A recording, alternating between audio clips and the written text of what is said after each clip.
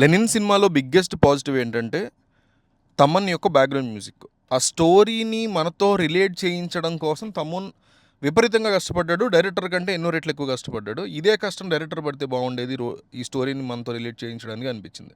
Second biggest asset Akhil. అఖిల్ని కొన్ని సినిమాలుగా మనం చూస్తున్నాం, రీ ఎంట్రీలు ఇస్తున్నాడు. అయితే అన్ని సినిమాలతో కంపేర్ చేసుకుంటే ఈ సినిమాలో ఇతనికి మంచి ఎమోషనల్ బ్లాక్స్ పడ్డాయి. ఆ ఎమోషనల్ బ్లాక్స్లో తన పెర్ఫార్మెన్స్ని పర్ఫెక్ట్గా డీల్ చేసుకున్నాడు. అదొక బిగ్గెస్ట్ యాసెట్. ప్రీ ఇంటర్వెల్ దగ్గర సినిమా పిక్ అయింది. అదొక బిగ్గెస్ట్ పాజిటివ్. సెకండ్ హాఫ్లో కొన్ని బ్లాక్స్ వర్కౌట్ అయినాయి. రిలేట్ కూడా అవుతాం ఎమోషనల్గా కొంతవరకు.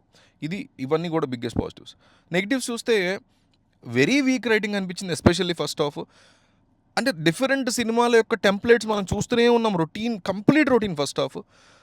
దాంతోపాటు ట్రైలర్లో స్టోరీ మొత్తాన్ని రివీల్ చేసేయడం కూడా చాలా బిగ్ స్ట్రాటజిక్ మిస్టేక్ అనిపించింది నాకు. అదొక నెగిటివ్. అట్లాగే ఈ సినిమాలో ఎమోషనల్ కనెక్ట్ ఆ స్టోరీకి, అట్లాంటి ఒక రా విలేజ్ అండ్ దాంతోపాటు పురాణ ఇతిహాసాలకు సంబంధించినటువంటి రిఫరెన్స్లు ఉన్నటువంటి ఒక బ్రహ్మాండమైన కథకి మనం ఎమోషనల్ కనెక్ట్ కానీ రిలేట్ కానీ తక్కువ సార్లు అవుతాం కంపారిటివ్లీ. ఒక 65-75% అవ్వము.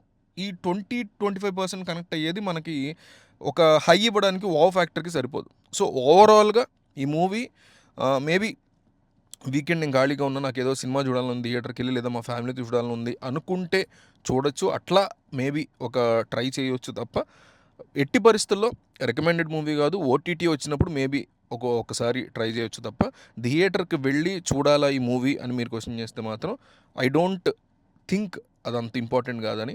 So not recommended. అది